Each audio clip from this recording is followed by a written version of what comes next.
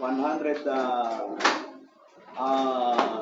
Psalms 100 verse 2. Sabi po dito, serve the Lord with gladness, come before His presence with singing. Sa Tagalog, magaglingkod kayo na may kasayahan sa Panginoon, magsilapit kayo sa kanyang harapan na may awitan. So purihin po ang Diyos sa mga salitang ating binasa ngayong umaga. Tayo po'y manalangin. Salamat o Diyos sa umaga ito. Muli sa pagkakataon, kami po'y narito upang kayo po'y aming purihin, sambahin. Salamat o Diyos sa pagkakataon na kahit minsan kami po ay marami mga alalahan sa buhay, problema, pero nilagay mo po sa aming puso ang naunahin kayo sa aming mga buhay. Salamat o Diyos din po sa mga naka-join sa Google Meet na kahit sa napakalayo nila ay nandun po sila ay handang mag-join upang kayo po aming sama-sama na purihin, dakilain sa banal mong pangalan. Salamat o Diyos at sa nawa ang banal mong Espiritu ang bumbay at magturo sa bawat isa po sa amin. Lahat po na ito Diyos dinadalangin namin sa pangalan ni Jesus. Amen. Amen and amen. So, yan mga kapuna kayo mga kapatid at ngayong umaga ay pag-usapan po natin ang aral na how to enjoy our ministry to the Lord. Yon, na-enjoy po ba niyo ang paglilingkod sa Panginoon mga kapatid? Enjoy na enjoy pa ba kayo? O minsan nalulungkot.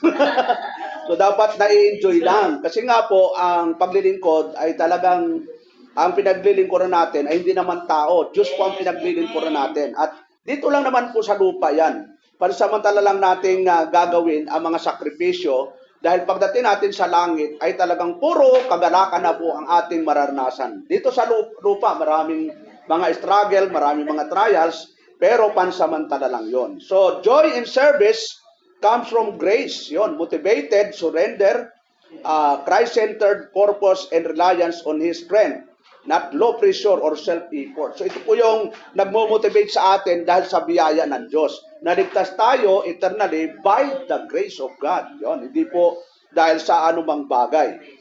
So, paano nag-start po yung ating kagalakan? Start with the right foundation. So, yung tamang pundasyon. Serve out of gratitude, not obligation. So, itinutuloy ba niya itong obligation mga kapatid? Hindi ito obligasyon. Dapat ito ay talagang gratitude natin sa Lord dahil tayo po ay pinili before the foundation of the world. Yun. Pasasalamat natin ito na sa kabila ng ating pagiging total depraved o pagiging makasalanan, tayo ay binayayaan ng Diyos ng kanyang biyaya ng kaligtasan, eternal salvation. Kaya kung babalikan lang po natin yung ating text, sabi doon, serve the Lord with gladness, maglingkod ng may kagalakan, kasayahan. Saan daw maglilingkod? Saan daw anong paglilingkod daw? May kasayahan. Hindi na may kalungkutan, hindi na may napipilitan, na may kasiyahan. Ano pa yung sabi doon? Sa talata, magsilapit kayo sa kanyang harapan na may awitan. Yun, importante po sa buhay ng mga mananampalataya. Yung tinatawag na gladness o kagalakan. Nai-enjoy natin ang ministry natin sa Panginoon. Dati nga, yung mga kami dati, nung Kristiyano kami, ano talaga, prayer meeting, naglalakbay kami. Yun, ngayon, prayer meeting, pipindutin na lang yung Google Meet, di ba? Sino nakaka-join sa Google Meet, mga kapatid, sa kamay? Ayan, di ba nyo mapindot yung Google Meet? Nasa bahay na nga lang. So, pag prayer meeting, mga kapatid, pag hindi kayo nagpindot, punta na lang po kayo dito. para talagang actual tayo mag prayer meeting. Anong gusto nyo? Google Meet o pupunta kayo dito? Google Meet na.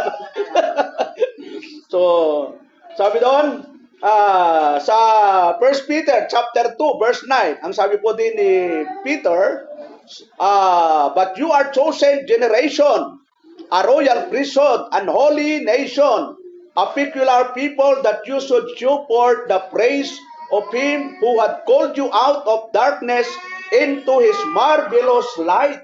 Yun. Dapat kayo isang lahing hirang. Yun, alam mo, hinirang tayo ng Diyos. Yon, lahing hirang, isang makaharing saserdote, bansang banal, bayang pag-aaring sarili ng Diyos. Tayo ay pag-aari ng Diyos, mga kapatid, upang inyong ipahayag ang mga karangalang niyaong tumawag sa inyo mula sa kadiliman hanggang sa kanyang kagilagilalas na kaliwanagan. So matindi ito, ano? Tumawag sa inyo mula sa kadiliman. Dati tayo nasa kadiliman, mga kapatid. Yon, wala tayo sa kaliwanagan, pero biyaya ng Diyos, nagkaroon tayo ng liwanag, hindi dahil sa kagustuhan natin, hindi dahil sa pangangaral ni pastor, kundi sa biyaya ng Diyos, nagkaroon tayo ng liwanag. Ang sabi po ng Romans 12:1, I beseech you therefore, brethren, by the mercies of God, that you present your bodies a living sacrifice, holy, acceptable unto God, which is your reasonable service. Yung tamang pagsamba pala, yung ibigay natin ang sarili natin sa Diyos, mga kapatid.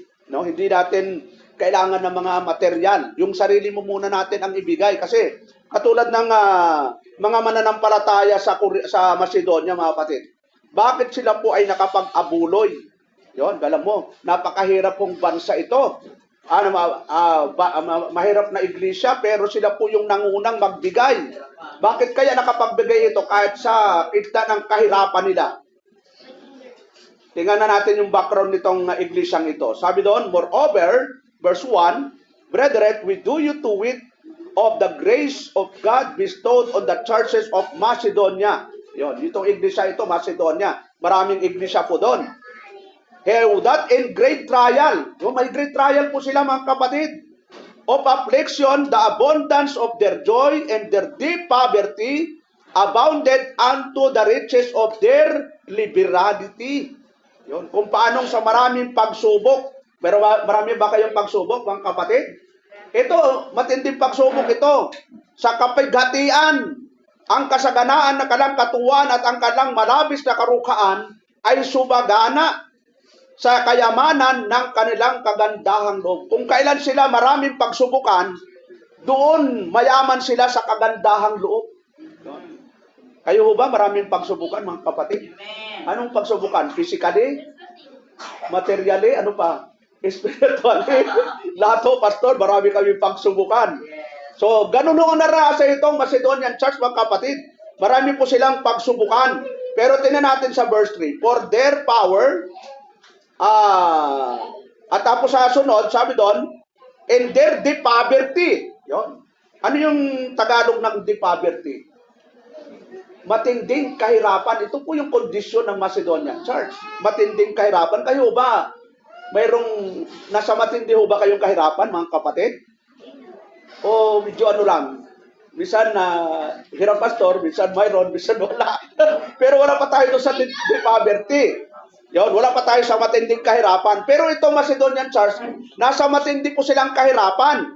Pero ano yung kanilang katangian dito, mga kapatid?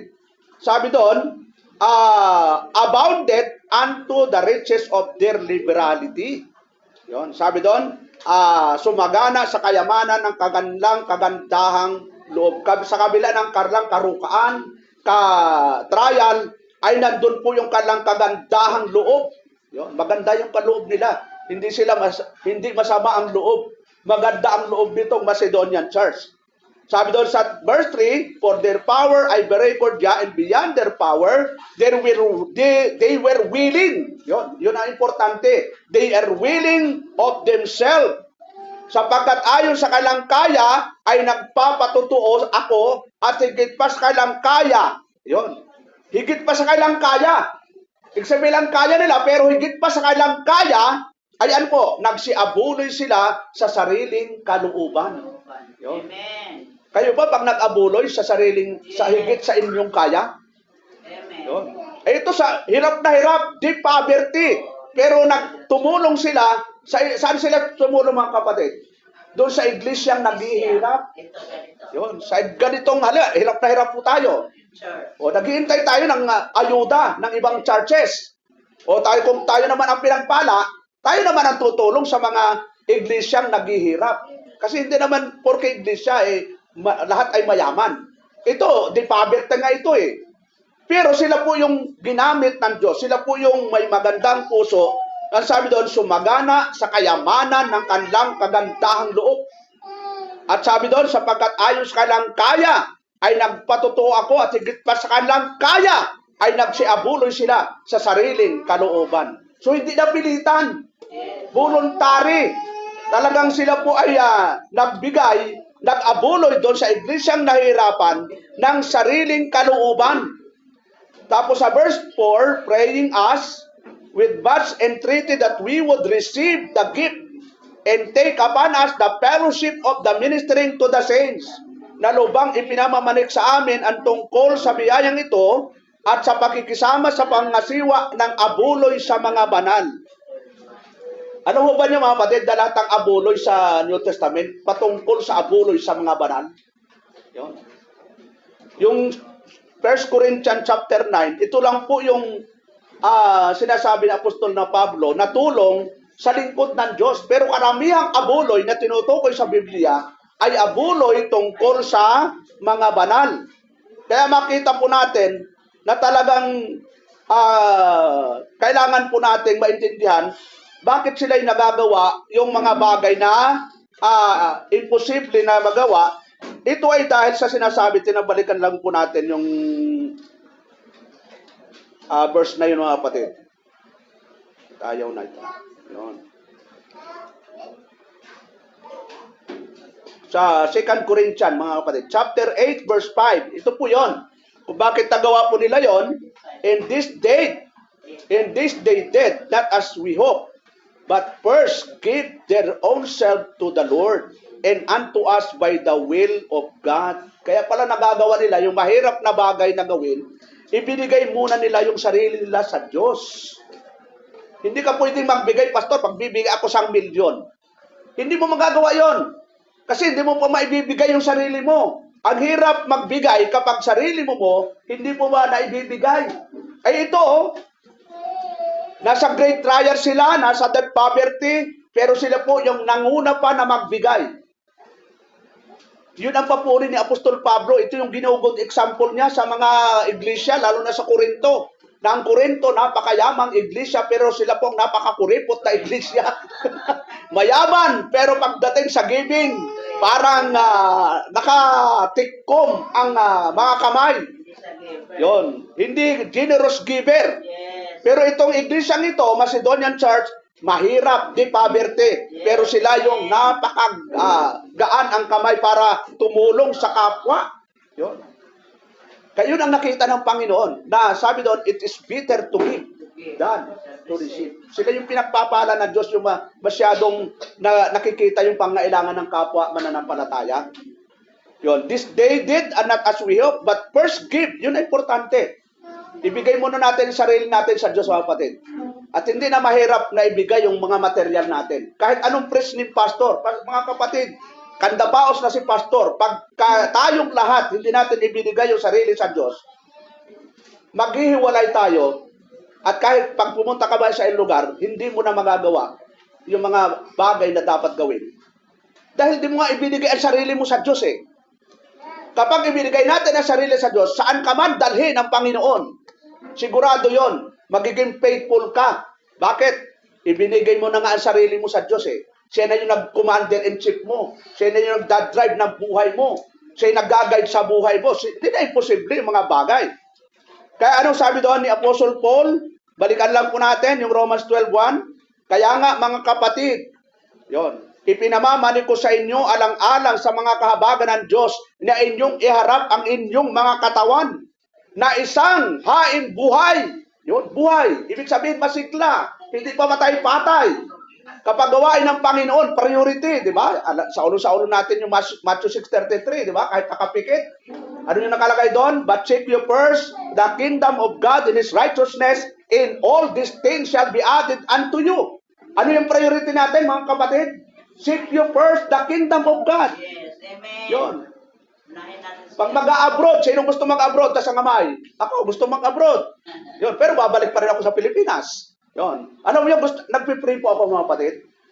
Dahil yung sitwasyon ng ating financial, medyo danger eh. Sabi ko, kung kailan maraming nag-graduate, parang nag-danger yung financial natin. Parang gusto kong ako na lang mag-abroad at ako na lang magsuporta sa ministry. Payag ba kayo mga kapatid? Ako na lang mag-abroad, kayo na lang maiwan dito. Ako na lang mag-abroad at magsuporta sa ministry. Kasi yung mga nag-abroad, hindi naman nila lahat. Pero majority po ng abroad. Hindi na nagpapakita, hindi na nagpaparamdam. Pero nung nag-abroad, bago mag-abroad, pastor, pag-pray mo ako na maka-abroad. Nung nag-abroad, hindi na nag-hi, hindi na naghihilo. Yung iba, minessage ko hanggang ngayon, hindi pa nag-message pa, 3 taon na, 5 taon na. Yon. Nasaan ang katuwiran? Binigyan ka ng blessing ng Panginoon. Tapos nung binigyan ka, kinalamutan mo na ang nagbigay ng pangpapala sa atin. So, anong tawag doon? Covetousness po yun. Anong tawag, ano sa Tagalog sa covetousness, mga kapatid? Ano yan? Masakim! Yun. Nakalimutan mo na yun, nagbigay ng pagpapala. Pero yung para sa Panginoon, hindi mo na naibalik sa Panginoon. Sabi naman, hindi naman kailangan ng Panginoon yon.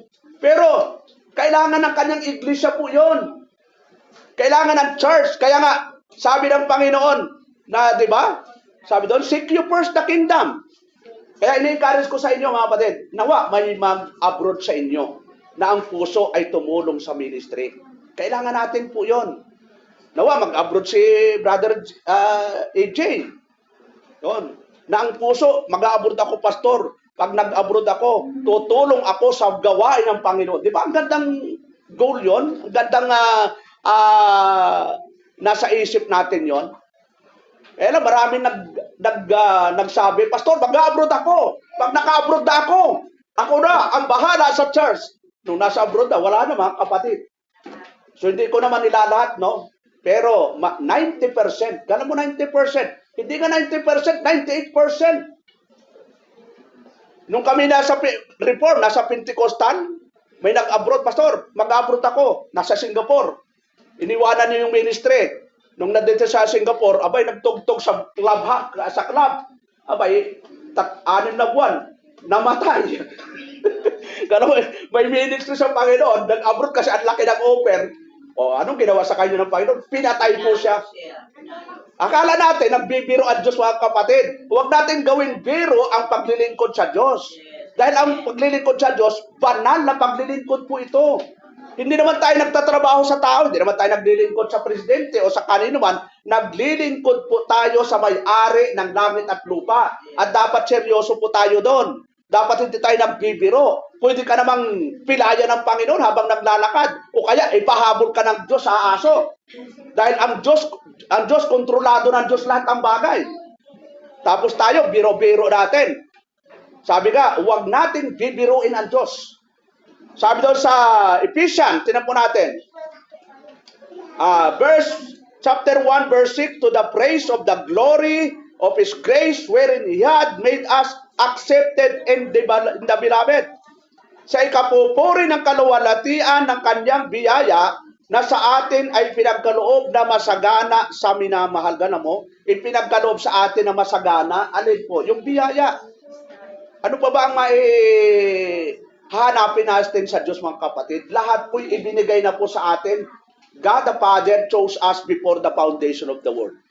Ay kung hindi ka pinili, di saan ka pupunta? Sa impyerno. Di ba? Masaya ka nga dito sa mundo. Pero pag hindi ka napili ng Panginoon, pupunta ka sa impyerno.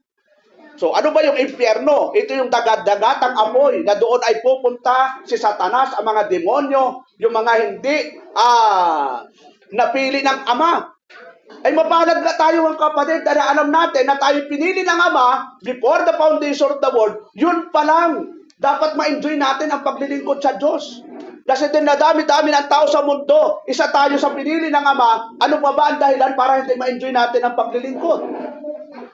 Alam mo yun, sabi doon sa talata, sa ikapupuri ng kaluwalhatian ng kanyang biyaya, na sa atin ipinagkaloob na masagana na minamahal. Alam mo, ang sagana ng pinigay sa atin. Verse 15, Hebrew chapter 13, mga kapatid. Buklat po kayo ng Bible. Hebrew chapter 13, verse 15 to 16, sabi doon, by Him, therefore, let us offer the sacrifice of praise to God. Continually, galam mo yun? That is the fruit of our lips, giving thanks to His name. Ano sa Tagalog? Sa pamamagitan nga niya, ay maghandog tayong palagi. Ano daw ang gagawin? Maghandog palagi ng hain ng pagpupuri sa Diyos. sa makatuwid baga ay ng bunga ng mga labi na nagpapahayag ng kanyang pangalan. So gusto ng Diyos yung palagi nagpupuri tayo. Palagian, hindi yung maisipan lang. Dapat priority natin ang pagpupuri sa Diyos, pagsamba sa Diyos mga kapatid. Kasi nga, siya ang nagbigay ng buhay. Kaya nakakatulog ka, siya ang nagpapatulog sa'yo. Kaya ka nagising, ginising ka ng Diyos. Kaya ka narito, nilagay ng Diyos sa puso mo na unahin ang kalooban ng Panginoon. Siya lahat ang kumikilo sa buhay natin mga kapatid. Kaya sabi doon sa verse 16, but to do good, yon, and to communicate, forget not, for with just sacrifices, God is well pleased. Dapat ang paggawa ng mabuti, ano daw? Ang paggawa ng mabuti at ang pag-abuloy ay huwag ninyong kalimutan, sapagkat sa mga gayong hain, ang Diyos ay totoong nalulugot. Alam mo yun mga kapatid? Saan daw nalulugot ang Diyos? Sa paggawa ng mabuti. At pag ano daw? At pag-abuloy. Kasi pag hindi ka na nag-o-offering, wala na. Magsasara na tayo. Wala na tayong pambad sa kuryente. Nakatatlong aircon tayo. Gusto ba nyo walang aircon mga kapatid? Pwede naman, di ba? Taas ang kamay nang walang aircon. Wala na tayong offering. Aalisin natin ang offering every Sunday. Papatayin natin lahat, pati ilaw. Para wala tayong magbayad. Wala na rin Google Meet. Kasama po sa pagsamba yung pag-aabuloy. At yan po ang reason kung bakit binibigyan tayo ng pagpapala ng Diyos dahil siya yung may-ari ng lahat ng bagay. Siya may-ari ng langit at lupa. Lahat ng nasa lupa, pati yung nasa atin, siya ang may-ari. Kaya siya rin nagpo-provide sa atin para makatulong sa iglesia ng Panginoon. Siya ang nagbigay ng trabaho sa atin. Nung nagpe-pray ka, Lord, bigyan mo ako ng trabaho, binigyan ka ng trabaho. Yon. Nung nagkatrabaho ka, nasaan ka na? Di ba? Tanda ng pasasalamat natin sa Diyos, tayo ay sasamba sa Kanya sa Espiritu at katotohanan. Uulitin lang natin yung verse 15 to 16, napakaganda po, sa Tagalog na lang. Sa pamagitan nga niya ay maghandog tayong palagi ng hain ng pagpupuri sa Diyos. Paano natin pupurihin ang Diyos mga kapatid? Ito'y sa pamagitan ng ating aktwal na buhay sa araw-araw. Na ipapakita natin sa Diyos, yung ating buhay ay kaakibat sa Kanyang mga salita. Hindi kukontra. Kasi di ba sabi doon, in all thy ways, anong kasunod mga kapatid? In all thy ways, acknowledge Him. Sa lahat ng iyong lakad ay kilalanin siya. At anong gagawin ng Diyos kapag kinilala natin ang Diyos sa lahat ng lakad? And He will direct thy paths. Yun. Ay pag hindi mo kinilala ang Diyos sa mga lakad natin, baka maligaw tayo. Baka kung saan tayo mapupunta. Kasi hindi tayo sumusunod sa kalooban ng Panginoon. So, pangalawa, tinan po natin. Sabi doon sa practical ways to enjoy ministry. Ayun, ito yung practical na pamamaraan lang. So, faithfulness is your part. Yung katapatan lang ay nasa atin, increase is God's. Yung kalaguan ay sa Diyos. Maging tapat ka lang at ang Diyos ang magpapalago nun. Yung parte ng Diyos magpalago. Ang parte natin maging tapat. Hindi natin na parte yung magpalago. Ang parte natin ay maging tapat lang sa Diyos. Ang sabi po ni Apostol Pablo, bukas kayo ng Bible natin. Sa 1 Corinthians chapter 3 verse 6 to 8, I have planted Apollos watered, but God gave the increase. Alam mo yun mga kapatid. Sino ang nagbibigay ng increase mga kapatid? Hindi ang kumpanya. Hindi ang kumpanya. Ang nagbibigay ng increase ang Panginoon. Yun, siyempre, ang tinutukoy dito, yung pag-aalaga sa tupa, pag-aalaga sa mga anak ng Diyos. Pero tinan po natin, I have planted, Apollos watered, but God gave the increase. Verse 7, so then neither is he that planted anything, neither he that watered it, but God that giveth the increase. Verse 8, now, he that planted and he that watered are one. Iisa lang. And every man shall receive his own reward according to his own labor. Ang tanong, nagle-labor po ba tayo mga kapatid? Gumagawa ba tayo sa ministry ng Panginoon? Mayroon ba tayong bahagi? Tandaan po natin, basta ka baptize ka, basta nabautismuhan ka sa local church, may bahagi ka na ng iglesia, katawan ng Panginoon. Gagawin mo lang yung bahagi mo. Ang sabi ni Apostol na Pablo, ako ang nagtanim, si Apolos ang nagdilig, ngunit ang Diyos ang siyang nagpapalago. Huwag mong problemahin kung yung nasiran mo ay lumalago o hindi. Bahala ang Diyos ang magpalago. Ang importante, nagsishare tayo. Kung tinanggap niya, bahala na si Lord magpalago. Naku, pastor, ang tagal ko nang nasira, hindi pa lumalago. Hindi mo trabaho magpalago. Trabaho ng Diyos yun. Ang importante, marami kang nasisiran ng mabuting balita. Malay mo, sa sinisiran mo, isa doon, anak ng Diyos, di ba? Bahala ng Diyos magpalago. Ang daming tao dito sa Belmont. Ilan na ba ang nakausap niyo mga kapatid? At nasabi mong primitive Baptist ka? Nasabi ba niyo na primitive mo kayo? Amen. Oh, saan ka dumadalo? Diyan lang. Saan diyan lang? Diyan lang. Di mo masabi dito eh. Sino bang pastor? Yung pastor namin, si ano lang. Hindi mo masabi. Dapat alam nila na dito ka dumadalo. Yun.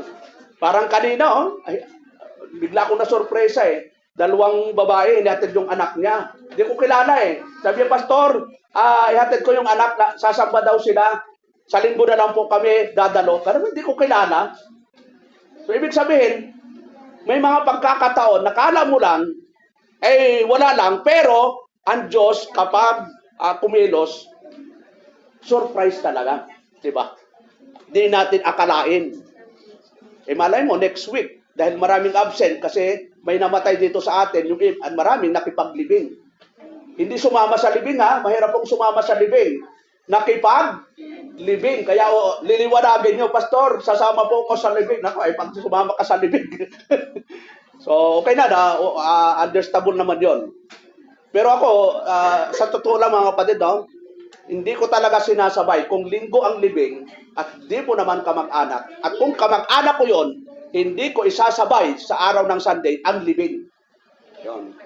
Marami namang Monday to Saturday.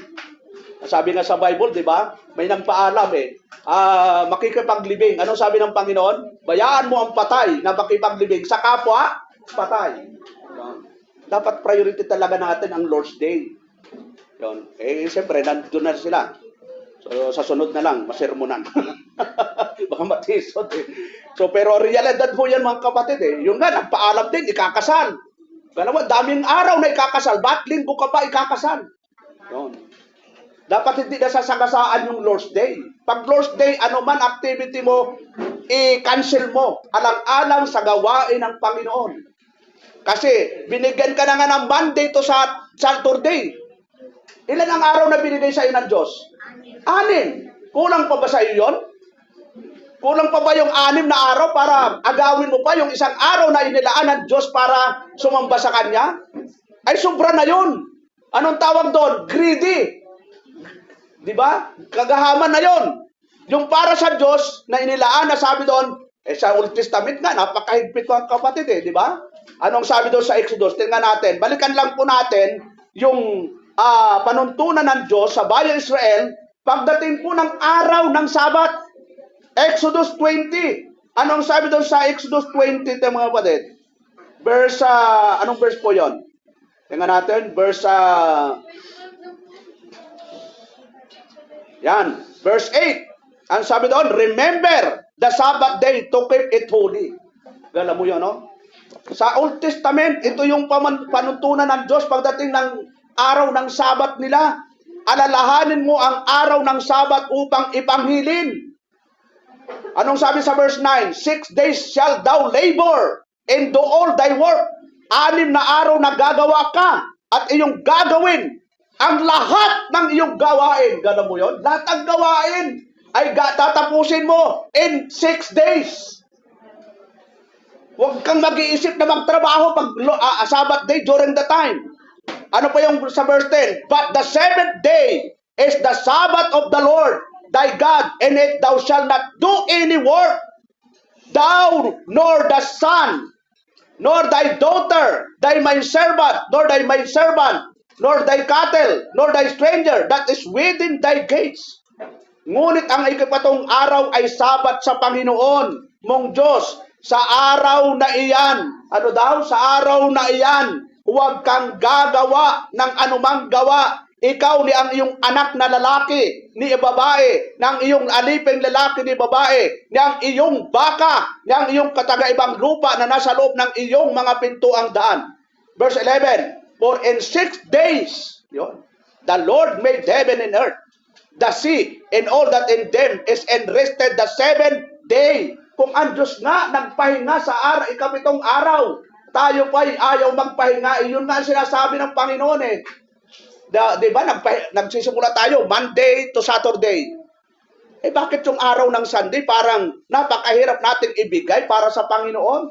Ay ang Diyos nga ang nagbigay ng lahat ng sa atin. Yung langit, yung langit ay sa Kanya, lupa sa Kanya, lahat ng nasa lupa ay Kanya. Yung buhay natin nasa sa Kanya, yung nasa atin Kanya rin. Ay ano pa bang aangkinin natin?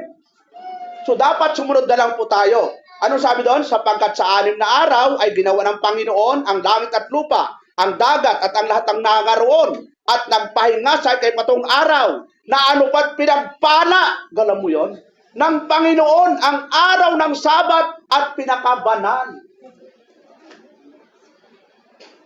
Eh tingnan po natin yung New Testament kung paano po sila sumamba sa Panginoon. Sa Acts 2, tingnan po natin Acts 2, kung paano po sila mag-fellowship. Acts chapter 2, verse 41, tingnan po natin. Simulan natin sa 41. Then they that gladly received his word were baptized in the same day. There were added unto them about 3,000 souls. And they continued steadfastly in the apostles' doctrine and fellowship, and in breaking of bread, and in prayers.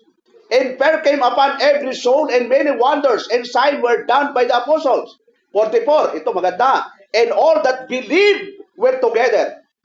Nagkakaisa po sila. And had all these commons. 45, and sold their possessions and goods, and parted them to all men, as every man had need. 46, and they continuing, kailan po? Kailan po nagpapatuloy sila? And continuing daily. Alam mo, daily sila with one accord in the temple, and breaking bread from house to house, did eat their meat with gladness and singleness of heart. Kaya alam mo yung mag-Bible study mga kapatid, biblical po yun. Kaya minsan tumataba po ako, dahil lahat ng binabible study ko, kumakain po ako. Ang hirap naman tanggihan eh, pero hindi, dahil nga nagda-diet po ako, konti lang. Ito daily talaga. Hindi lang sila daily nag-fellowship. Ano po, breaking of bread from house to house, did eat their meat. Nagkakainan po sila. Kasi nga nai-enjoy nila yung fellowship na mga kapatiran. Pero hindi naman obligasyon na magpakain ka. Yung baka sabihin, ayaw ko magpa-Bible study, pastor, wala akong budget. Hindi naman obligasyon maghanda ka. Ito lang nangyari sa kanila. Ang importante yung fellowship. Amen. Yun. Sabihin mo, pastor, tubig lang po tayo. Importante yung tubig. Mahirap din yung puro kain. Gluttony ang tawag po doon. Kailangan din mag-fasting. Ano pa yon? Sabi verse 47, praise God, praising God, and having favor with all the people, and the Lord added to the church daily, just as should be saved. Bakit kaya dinagdag ng Diyos yung araw-araw? Kasi nga, nakita ng Diyos yung mga puso nito mga kapatiran, nagkakaisa sila, nagpe-fellowship, nagpupuri sa Panginoon araw-araw. At ang Diyos ang nagdadag sa kanila araw-araw ng ililigtas. Sabi doon, oh, and the Lord added to the church daily, just as should be saved. Ang Diyos ang nagdadagdag. Amen. Yun. Ang Diyos din ang magbabawas. Kung pasaway ka, aalisin ka talaga ng Panginoon. Kaya ayusin po natin mga kapatid. Mapalad kayo dahil narito pa kayo. Amen. Yun. Narito pa tayo. Ay kung wala ka na dito, Baka sabihin mo, alam mo, kaya ako umalis dyan dahil kay pastor, kay brother, kay sister, natisod ako kay brother. Alam mo, yung mga taong matitisurin, ito yung mga taong hindi lumalago sa espiritual. Amen. Ito yung mga taong ang tinitingnan ay yung kahinaan ng kapwa. Bakit? Wala ba tayong kahinaan, mga kapatid? Perfecto ba tayo para patingnan natin yung kahinaan ng kapwa natin? E tingnan po natin kung sino yung matitisurin sa Biblia. Dito po sa 2 Peter chapter 1. Para matindihan natin na yung matitisurin, okay lang ho kung bago. Okay lang kung sanggol, matitisurin pa talaga yan. Pero kung senior citizen ka na, 80 ka na, 70, 50, natitisod ka pa maglakad, nasaan ba ang mata natin? Saan ba tayo tumitingin? Tingnan natin, 2 Peter chapter 1, verse, simulan natin sa verse 5. Ito, maganda mga kapatid. Huwag kayong matitisod. Talagang titisurin ko kayo. Matisod akong matisod. Alam mo yung malalaman mo yung sanggol sa pananampalataya pa? Okay lang kung bago. Pero pag yung mga matagal ka na, titisod ka pala, ito para sa iyo. Ito, nawa maliwanagan ka. And beside this, yon, giving all diligence add to your faith, virtue, and to virtue knowledge. And to knowledge, temperance. And to temperance, patience. And to patience, godliness. And to godliness, brotherly kindness. And to brotherly kindness, charity. For if these things be in you, ito maganda, and abound, they make you that you shall neither be barren, nor unfruitful in the knowledge of our Lord Jesus Christ. Sapagkat kung nasa inyo ang mga bagay na ito at sumasagana, ay hindi kayo pababayaang maging mga tamad. Yun. May tamad pala sa Biblia. Hindi ka pakainin ng tamad. O mga walang bunga sa pagkakilala sa ating Panginoong Kristo. Pag wala daw yung verse 5 hanggang 7, magiging tamad ka talaga at magiging walang bunga. Ito, verse 9. But he that lacketh this thing is blind and cannot see afar off, and had forgotten that he was forth from his old sin. Sapagkat yaong wala na mga bagay na ito. Ano yung bagay na ito? Yung verse 5 and 7. Ay ano daw? Bulag! Gala mo? Kristiyano pero bulag, na ang nakikita lamang ay nasa malapit sa pagkalimot ng paglilinis ng kanyang dating kasalanan, mga kasalanan. Tayo po ay dapat lumalago spiritual, mga kapatid. Amen. Nagsimula tayo sa sanggol, bata, ay hanggang ngayon, ilang taon ka na sa Primitive Baptist, bata ka pa ba, mga kapatid? Dapat nagmamature na tayo. Mature na tayo. Yun. Amen. Dapat hindi na yung matitisurin. Ito, verse 10. Ito, memory verse ito. Sino nakasaulo? Sa ulo yata ito ni Mr. Chay. 2 Peter chapter 1 verse 10. Wherefore, the rather, brethren, give diligence to make your calling and election sure. For if you these things, ano nakasunod? Never fall. You shall never Never fall. fall. Hindi kakailanman matitisod. Bakit natitisod? Hindi ka may paraan para hindi ka bumagsak o matisod. Idadagdag mo sa iyo ang alidadagdag, o dahil dito sa pagkaragdag sa kanang inyo ng buong sikap, imabahagi nyo sa inyong pananampalataya ang kagalingan. At sa kagalingan ang kaalaman. Kaya dapat taga-aral. Yon. Huwag lang nga puro pakinig, dapat taga-aral din. And to knowledge, temperance, at sa kaalaman ang pagpipigil. Ito. Magpipigil, self-control. Mayroon na po tayo nun. One of the fruit of the Holy Spirit is self-control. At sa pagpipigil ay ang pagtitiis. Ano bang titiisin natin, mga kapatid? Ang daming pagtitiis natin ngayon, di ba? Yung dumating lang ang lahat ng Jodet, talagang sabay-sabay po yan. Jodet sa kuryente. Ano pang mga Jodet? Kuryente, tubig, internet, Jodet sa bahay, Jodet sa school. O pag may estudyante, daming Jodet, brad, di ba? Kung 5 estudyante mo, ngayon si Amil, talagang Jodet na naman sa school. Talagang todong prayer ko na, Lord, ikaw na po ang bahala. Ay, iniisip ko, ilang buwan na lang, graduate na si Amil. Sabi ko, Lord, nawa, makaalpas na sa sa gastusin eh. Siyempre, yung gastos ni Amil, yung 1 week niya, magkano yung 1 week niya? Nagbo-board siya. So talagang todong prayer, tayo naman, may katapusan naman ang hirap eh. Mula elementary, o mula nung ipumasok si Amil, talagang tulong prayer, brother. Isa talagang pagdating ng bayaran, Lord, ikaw na po bahala. So, ganun lang po talaga eh. Sa Diyos ka lang talaga aasa. Malapit. Pero, di ba sabi ng Diyos hindi kita iiwanan, hindi kita pababayaan. Right. At ngayon, magtatapos na si Amiel. Naman, makatapos. Ilang buwan na lang, Amiel? Kailan, anong tapos mo? April? June? Layo pa. Pero malapit na yun. Nakatis ka ng ilang taon, ano? So, nawa nga, no? So, at least, kaya lang, pag nag-graduate si Amiel, magbabarko daw siya, mababawasan na naman yung magsusumli dito. Ang mga mangyayari, ako na magsusulod dito eh. O, yung mga mag-New Zealand, nako, paano na si pastor? Maawa naman kayo sa pastor. Tapos, nagsimula ako ako lang, abay, magtatapos pa lang ako na lang. So nawa, magsuporta na lang kayo sa ministry. Mag-abroad man kayo.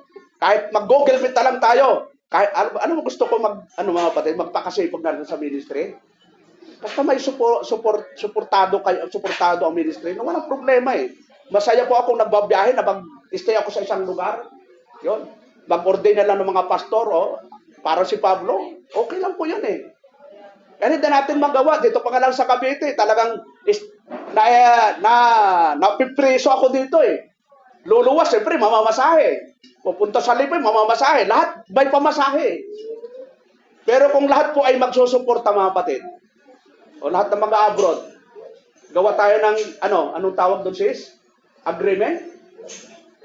Kaya ba nyo mag-agreement? Na pag mag-abroad ang pastor, yung 20% naman laki.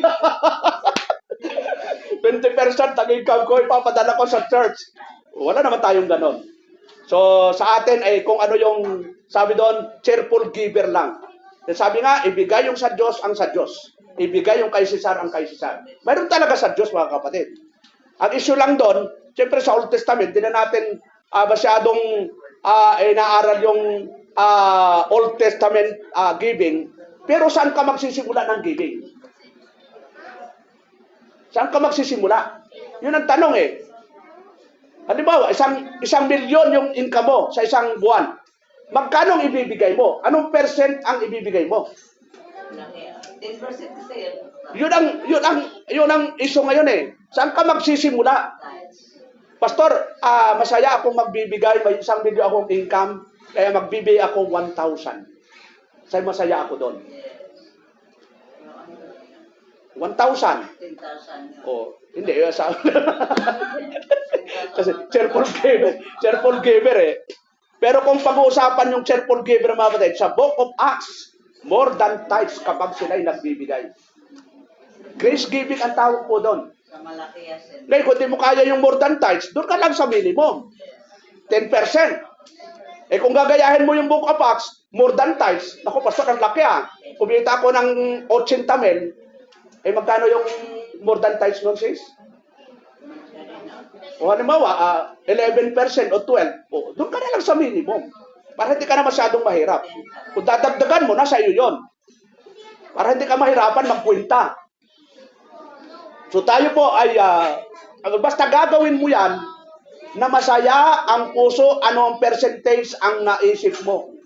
Kung ito'y 10 o 20 o 30, Pastor, gusto kong ibigay ang 20% na aking income. Ikaw ang magpapasya nun. Galing sa puso, masaya ka. Wala ka namang, binata ka naman, wala ka pang binubuhay.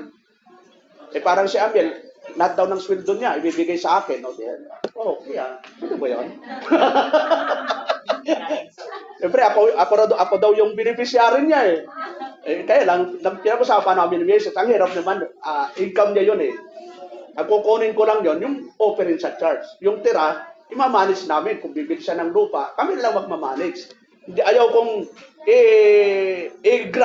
grab na porque ako ang nakatanggap, si gastos dito, mall dito. Hindi ko Minamanage ko na kung sakaling iblis si Amiel, ako ang magtatanggap. Pera pa rin yan. Pera pa rin niya yun. Bubukas ako ng account niya, ihuulog ko sa account niya. Yun. Kasi ang hirap yun, pagdating ng paano, baka sumbatan, ikaw kasi, gastos pa, wala natira. Kung hirap nun no? Kayo. So ano ba nga, i-bless si Amiel para makabuelo ako sa ministry. Kasi, totoo nun, bisang pigil talaga ako sa ministry ngayon eh. Siyempre, iniisip ko, pag-aaral niya, yung gagastusin niya, siyempre, doble ang iniisip ko, ministry, saka yung pamilya.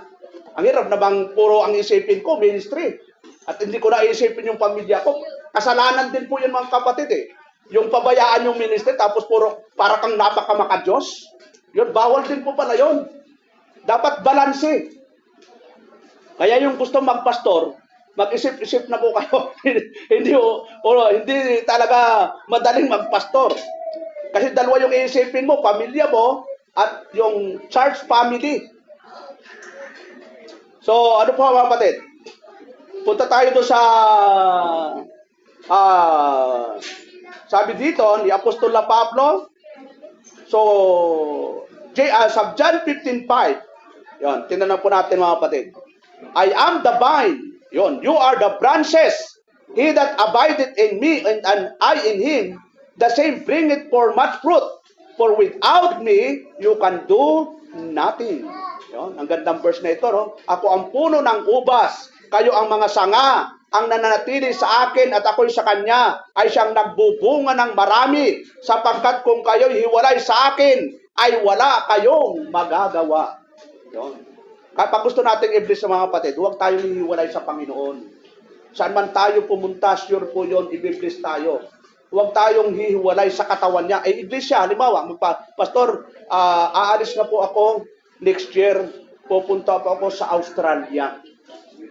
Ang tanong, mga kapatid, pupunta ka sa Australia, may primitive baptist ba sa Australia?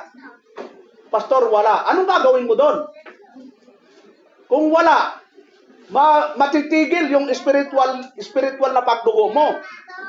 Dalawa lang ang pwedeng gawin mo doon. Kung walang iglesia, kailangan magsimula ka doon ng ministry. Kasi wala kang dadalwa, alangan dumalo ka sa ibang relihiyon. Yon, alangang dumalo ka sa Iglesia ni Cristo. Yon. At pag nangangaral ay, mga kapatid, ang sabi ng Biblia, si Kristo'y nagutom. Na Diyos bang nagugutom? Ay wala na. Ang tawag po doon, mga kapatid, kapag dumalo ka sa hindi mo kapananampalataya, ay nagkakaroon ka ng kasalanang spiritual adultery. It's better na mag-Google Meet ka na lang. Yun, kasi open naman ang Google Meet, worldwide tayo. Yun, worldwide. So ano pa? Sabi ni Apostol dito po sa Isaiah 55 verse 11. So shall my word be that goeth forth out of my mouth, it shall not return unto me void, but it shall accomplish that which I please, and it shall prosper in the thing whereto I send it. Magiging gayon ang aking salita na lumalabas sa bibig ko. Hindi babalik sa akin na walang bunga, kundi gaganap ng kinalulugdan ko at giginhawa sa bagay na aking pinagsuguan. Yon. Kapag yung salita ng Diyos na rinig ng anak niya, lalago po sa puso niya yon. Ang Diyos po ang magpapalago. Katulad ng sinasabi ni Apostol na Pablo. Kaya, joy comes when you stop trusting self and trust His Spirit. Yung joy, magsisimula yan kapag hindi tayo nagtiwala sa sarili. Kapag nagtiwala na tayo sa Diyos, doon mararamdaman natin yung enjoyment. Lord, ikaw nang buhala. Ikaw po yung mag-command sa akin. Ikaw po yung maging commander-in-chief ko. Ano yung gusto mo, susundin ko. Pag ayaw mo, Lord, i-reject ko. At doon mo mararamdaman yung enjoyment sa buhay, mga kapatid. Ang sabi po ng Philippians chapter 2, tinangan natin, verse 12 to 13, wherefore, my beloved, as you have always obeyed, not as in my presence only, but now much more in my absence, work out your own salvation with fear and trembling. Yon. Kaya nga mga minamahal ko, kung paano ang inyong laging pagsunod na hindi lamang sa harapan ko, kundi bagkus pa ngayong ako'y wala, ay lubusin ninyo ang gawain ng inyong sariling pagkaligtas na may takot at panginginig. Yun po ang paglilingkod sa Panginoon. May takot po tayo. Huwag tayong matakot sa mga bagay dito sa mundo, sa mga kapwa-tao, sa mga kahirapan, sa persecution. dapat ang panginginig natin at takot ay ibibigay natin sa Diyos. Verse 13, ito mga kapatid. For it is God which worketh in you both to will and to do of His good pleasure. Bakit to? Ang gandang verse nito mga kapatid sapagkat Diyos ang gumagawa sa inyo, sa atin, ng alin? Ng inyong maging sa pagnanasa. Yung pagnanasa natin, Diyos din palang gumagawa. At sa paggawa, ayon sa kanyang mabuting kalooban. Pastor, nagnanasa ako mag-abroad. Aba, Diyos ang naglagay sa'yo. Kaya lang, pagdating mo doon, ayusin mo rin. Nilagyan ka nga ng Diyos na magnanasang mag-abroad. Pagdating doon, nawalay ka sa Panginoon. Baka yung pagnanasang yon mapunta sa kawalan. Yon. Ako matagal akong nag-design mag-abroad. Hindi talaga natuloy-tuloy. Yun. Pero nung natuloy, para sa gawain ng Panginoon Ang daming blessing na dumating. Yon. Dahil hindi man ito material, pero, di ba, nagkaroon tayo ng kapatiran sa Malaysia. Na unang punta ko doon, nag-baptize tayo ng 2 kapatiran. Yon. At 3 pa lang. 3 pa lang na bautismuhan ko. Yung mag-asawa, tapos si Brother Matt. At ngayon, nagre-request na yung mga anak ni Brother Willie. Ang lalaki ng mga anak So, blessing po yon. Hindi man ito material, pero masigit po sa material yung pagpapala. Dahil sabi sa Bible, yung isang kaluluwa, pag nagbalik loob sa Diyos, anong sabi ng Biblia? Maraming anghel ang natutuwa sa kalangitan. Isang kaluluwa lang ang nagbalik loob sa Diyos. Kaya kahit isa lang ang madagdag sa atin, masayahan na tayo mga kapatid. Yun, kailangan tayo po ay inaalagaan natin. Ang maganda ng mga kapatid, sapagkat Diyos ang gumagawa sa inyo, maging sa pagnanasa at sa paggawa. Kahit yung paggawa natin, Diyos pa rin ang naglalagay sa atin yan, ayon sa kanyang mabuting kalooban. 2 Corinthians chapter 12, verse 9, mga kapatid. Yan, malapit po tayo. And he said unto me, my grace is sufficient for thee, for my strength is made perfect in weakness. Most gladly therefore will I rather glory in my infirmities, that the power of Christ may rest upon me. At siya'y nagsabi sa akin. Sino nagsabi kay Apostolo Pablo, kapatid? Ang Panginoon. Ang aking biyaya ay sapat na sa iyo, sapagkat ang aking kapangyarihan ay nagiging sakdal sa kahinaan. Kahit bagkus akong magmamapuri na may malaking galak. Alam mo yun? Malaking galak. Kayo ba mga kapatid, may malaking galak? Ito si Apostol Pablo, hirap na hirap sa kanyang pagmiministeryo. Lahat ng hirap naranasan niya. Pero mayroon siyang malaking galak. Bakit? Sa aking kahinaan, upang manahanawa sa akin ang kapangyarihan ni Kristo. Hindi niya inaaring kawalan yung mga nangyari sa buhay niya. Tapos sa Sicariah 4:6, anong sabi doon? Then he answered and spake unto me, saying, this is the word of the Lord unto Zerubbabel, saying, not by might, nor by power, but my spirit, saith the Lord of hosts. Nang magkagayon siya'y sumagot at nagsalita sa akin, na nagsasabi, ito ang salita ng Panginoon kay Zerubbabel, na sinasabi, hindi sa pamamagitan ng aking espiritu, sabi ng Panginoon ng mga hukbo. Kapangyarihan lang po ng Diyos ang pwedeng na gumawa sa atin mga kapatid. Pag wala hong tulong ng Diyos, wala tayong magagawa. Huwag natin pairalan natin, ako, alam mo, pastor, matalino ako, maganda ako, guwapo ako, malakas ako. Hindi po mga kapatid Nangyari po yan kay King Nebuchadnezzar. Nagmalaki na po siya sa sarili niya. Ipinagyabang na po niya na siya po ang kaya mayroon siya dahil sa kanya. Ano ang nangyari po yon? Tingnan nga po natin yung Book of Daniel. Nung si King Nebuchadnezzar ay nagmataas na po. Sa Daniel chapter 4. Tingnan po natin. Sabi doon, mula natin sa 29. In the end of 12 months, yon. Simula 28. And this came upon the king Nebuchadnezzar. At the end of the 12 months, he walked, ayun, naglalakad. And the palace of the kingdom of Babylon. 30, the king speak, yun, nagsalita si King Nebuchadnezzar and said, it is not this great Babylon that I have built for the house of the kingdom by the might of my power. Alam mo? Natayo daw yung kingdom of Babylon dahil sa kanyang kapangyarihan and for the honor of my majesty. 31, while the word was in the king's mouth, there fell a voice from heaven. Yun. Mayroong narinig na boses doon sa langit saying, O King Nebuchadnezzar, to thee it is spoken, the kingdom is departed from thee.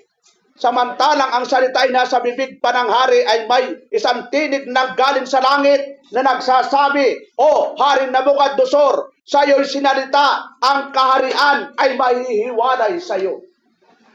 Yon. Anong pinairal una ni Nebuchadnezzar? Yung pride, yung inaako niya, yung hindi niya, yung ginawa ng Diyos, inaako niya. Siya ang nagmalaki na ginawa niya yon.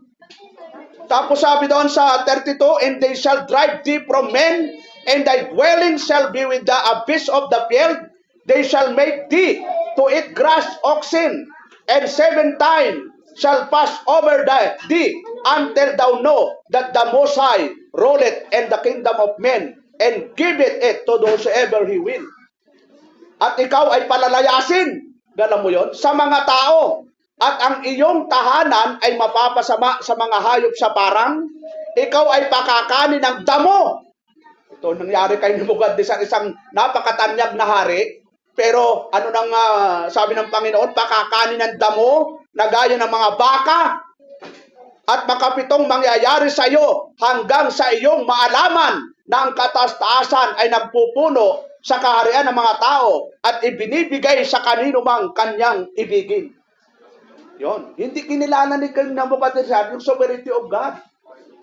Lahat ng nasa atin mga kapatid, dapat nagpapasalamat tayo. Lord, salamat sa blessing. Kung wala po kayo, wala po ako. Kung wala kayo, Lord, wala akong trabaho. Kahit may trabaho ako, Lord, kung hindi nyo inibig na ako'y makasweldo. Yon. Lahat po yan, bigay po ng Diyos. I-acknowledge natin. Huwag natin gayahan si Nebuchadnezzar. 33, ito po mga kapatid. The same hour was the thing fulfilled upon Nebuchadnezzar, and he was driven from men and did eat grass as oxen. And his body was wet with the dew of heaven till his hairs were grown like eagles' feathers and his nails like birds' claws.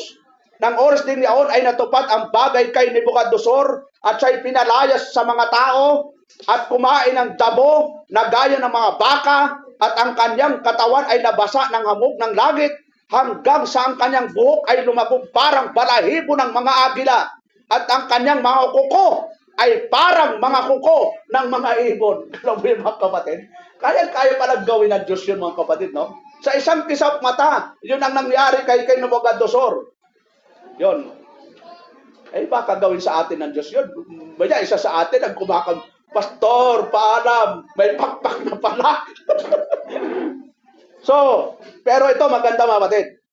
At the end, 34, at the end of the days, I, Nebuchadnezzar, lifted up my eyes unto heaven, and my understanding returned unto me. So, bumalik yung katinuan ni Nebuchadnezzar, and I blessed the Most High, and I praised and honored him that liveth forever, whose dominion is an everlasting dominion, and his kingdom is from generation to generation. At sa katapos-tapusan mga kaarawan, akong si Nabucodonosor ay nagtaas na aking mga mata sa langit at ang aking unawa ay nanumbalik sa akin. At aking pinuri ang kataas-taasan at aking pinuri at pinarangalan ko siya sa na nabubuhay magpakailanman. Sapagkat ang kanyang kapangyarihan ay walang hanggang kapangyarihan. At ang kanyang kaharian ay salit-saling lahi. Yun, medyo nahimasmasan. Ibinalik ng Diyos yung katinuan. At doon siya nagpakumbaba. Kaya verse 35, anong sabi doon? And all the inhabitants of the earth are reputed as nothing, and he doeth according to his will, and the army of heaven, and among the inhabitants of the earth, and none can stay his hand, or say unto him, What doest thou?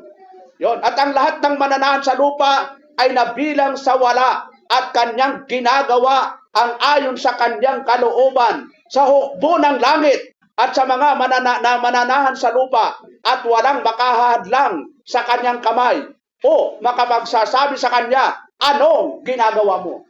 Pwede ba natin questionan ang Diyos, mga kapatid? Ano bang ginagawa mo, Lord? Bakit mo pinabagyo? Bakit mo pinalindol? Ano ba yung latest na lindol sa Venezuela? Daan-daan na po ang patay. Ang sabay ng lindol sa Venezuela, sa Japan, saka sa New York. Halos sabay pong naglindol yung mga lugar na yan eh. Pero pinakamaraming patay sa Venezuela. Pwede ba natin question, Lord, bakit pinalilindol mo? Lord, bakit pinaiinit mo? Naglalakad kami ni Mrs. kahapon eh. May nagtanong, Pastor, bakit ang init? Ang init, no? Pag malamig, ang init. Ang lamig, ang init. Ano ba talaga ang gustong klima, mga kapatid? Pag mainit, nagrereklamo tayo. Pag tag-ulan, ako, ang lagkit. So, hindi na maintindihan natin, hindi na maintindihan ng Diyos, ano ba talaga ang gusto natin? Klima. Ilan ba ang klima sa Pilipinas, mga kapatid? 3. Tag-araw, tag-ulan, at tag-hirap. Yun po, natatlo na yun. Pero sa Japan, 4 po yun. 4 ang klima doon eh. Yun. Pero dito sa Pilipinas, 3 talaga eh. No? Tag-ulan, tag-araw, at tag-hirap. So, ito po. Tapusin lang po natin. Malapit na po tayo. So, no comparison, no overburdening, do what has signed. Sabi ng Romans 12:4-8, for as we have many members in one body, and all members have not the same office. Sapagkat po ng isang katawan, mayroong tayong maraming sangkap, at ang lahat ng mga sangkap ay hindi pareho ang gawain. So, we being many are one body in Christ, and everyone members one of another. Having then gifts differing according to the grace that is given to us, whether prophecy, let us prophesy according to the proportion of faith. Verse 7, or ministry, let us wait on our ministering, or he that teacheth on teaching, yon, or he that exhorteth, yon, yung mga exhorted ito, yung mga, may kapatid na nanlulupaypay, nanlalamig, dapat ginagamit tayo ng Diyos para i-comfort yung kapatiran. Huwag yung pag pumunta ka, lalong na-struggle, na-stress eh. Pag may alam kayong kapatiran, mga kapatid, kahit sa message, sa Facebook, sa Messenger. Kaya nga may Messenger eh. Alam mo yung maganda ngayon, may technology. Kahit saan kang dako, pwede kang mang-message. Di ba? At ang technology ay napakalaking gamit sa ministry. Malaki rin gamit ito sa mga scammer. Anong gusto niyo, mga kapatid? Scammer o kayo ang ginagamit para makapag-ministry? So, sabi doon, or he that exhorted, or exhortation. Yon. He that giveth. Yon. Kaya sa atin, mga kapatid, di ba? Tatlo yung natin? Ano yon? Yung mga ori ng sundalo. Anong ori kayo sundalo? Frontliner? Sinong gustong frontliner na sundalo? Yung sasama sa laban. Yung pangalawa, supporter. Sino ang gustong supporter? Walang frontliner, walang supporter. Ano yung pangatlo? Taga-prayer. Sino gustong taga-prayer lang? Wala din. Walang gustong mag-frontliner, walang gustong mag-supporter. So, ano na ba tayo, mga kapatid, para tayong natalo na. So, isa ho doon, dapat mayroon tayo doon. So, kami mga pastor, nasa frontliner po kami. Kami po yung lumalaban, kami po yung talagang nakikipabaka sa labanan.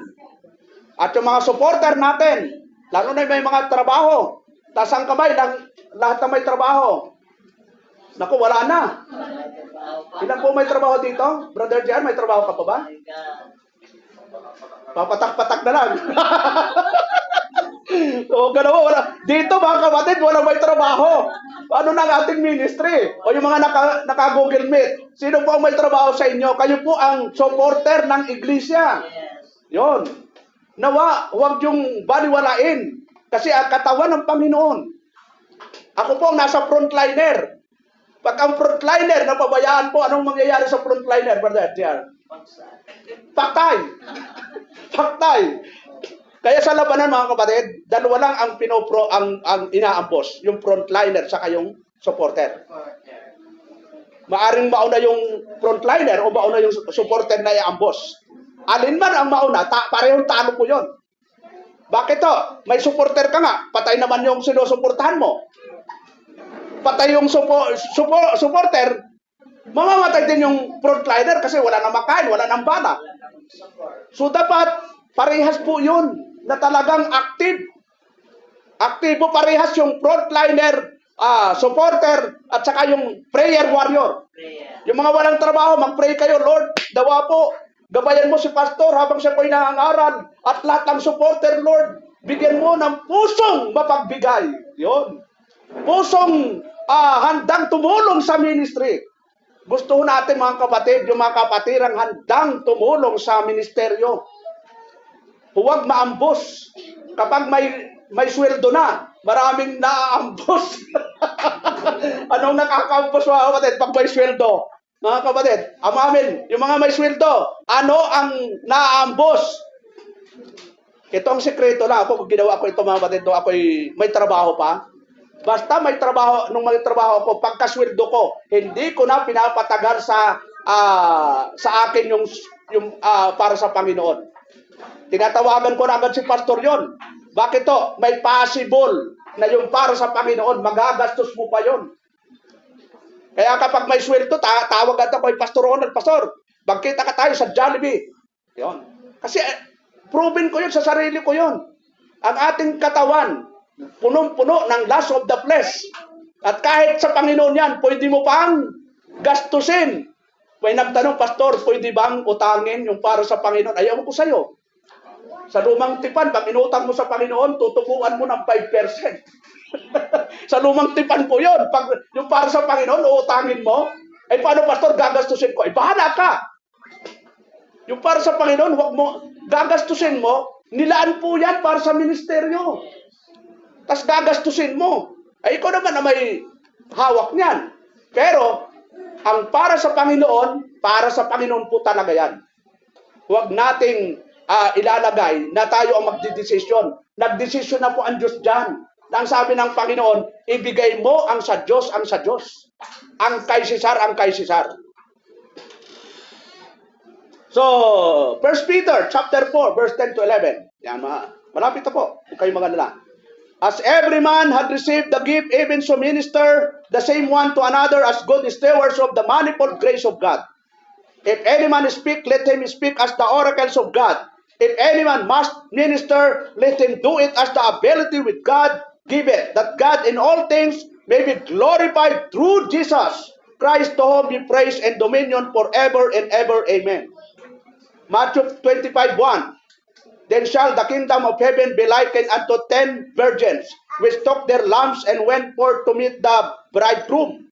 Yon, kung magkagayon ay makakatulad ang kaharian ng langit ng 10 dalaga na kinuha ka ng mga ilawan at tagsilabas upang salubungin ang kasintahang lalaki. Yon, siyempre, ready na ba kayo? Yon, naka-ready. Dapat palaging ready ang mga anak ng Diyos. Maintains a heart of worship and humility. Ministry, extended worship, do it unto the Lord, not men. Diba? Matthew, Colossians 3:23-24. Anong nakalagay doon? And whatsoever you do, do it heartily. Yun, buong puso. Hindi napipilitan, hindi parang gagawin ko kaya ito, atras abante. Hindi po eh. Sabi doon, and whatsoever you do, do it heartily as to the Lord and unto men. Verse 24, knowing that of the Lord you shall receive the reward of the inheritance, for you serve the Lord Christ. Yun.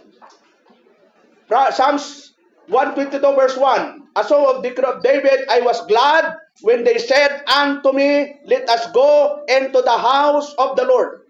Ako'y natutuwa ng kanang sabihin sa akin, tayo'y magsiparoon sa bahay ng Panginoon.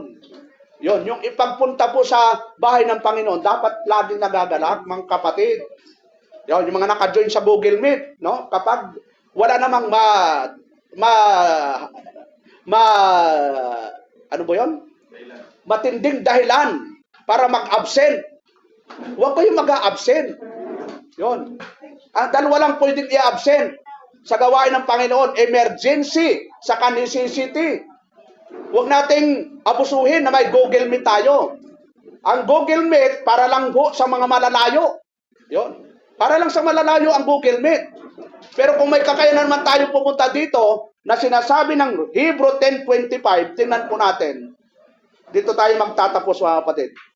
Sa Hebrew 10:25. Kaya huwag nating aabusuhin yung Google Meet, na may Google Meet naman ako. Gala mo, nandito ka lang sa Belmont. Nandito ka lang sa malapit. Kaya mo nang pumunta, pero nag-Google Meet ka. Saan sabi doon? Not forsaking the assembling of ourselves together as the manner of some is, but exhorting one another as so much the more as to see the day approaching. Kumad talaga. No? Nasabi doon na huwag nating pabayaan ang ating pagkakatipon. So pagkakatipon kasi pag nasa Google Meet ka, wala ka sa pagkakatipon. Naka-join ka lang sa virtual fellowship. Pero wala ka sa pagkakatipon at katulad na ito, face to face. Kaya sabi doon, na huwag natin pabayaan natin pagkatipon na gaya ng ugali ng iba. So, huwag natin uugaliin na talagang sinasadya natin na kahit wala namang malalim na dahilan, hindi tayo aattend ng fellowship. So, sabi doon, kundi mga aralan sa isa't isa, at lalo na kung inyong namamalas na nalalapit na ang araw. Gala mo, palapit na pala ang araw ng Panginoon, tapos para tayong nagre-relax sa buhay, mamatid. Hindi naman natin alam kung kailan darating, pero hindi naman palayo ng palayo. Palapit ng palapit ang pagdating ng Panginoon. Kaya tayong mga anak ng Diyos, dapat talaga tayong pupursige na maglingkod ng buong puso, nang walang reservation sa ating buhay. So yun lang po, mga kapatid, sa umagang ito, at tayo po'y tumayo, at tayo po'y manalangin. Salamat o Diyos sa umagang ito, sa iyong kabutihan, sa iyong biyaya. Salamat ulit sa pagkakataon na pakinig ng mga salita. Ito po ay tumimo sa aming mga puso't isipan ng Lord. Salamat o God. Dahil ito'y dadalangin namin sa pangalan ni Jesus. Amen. Amen.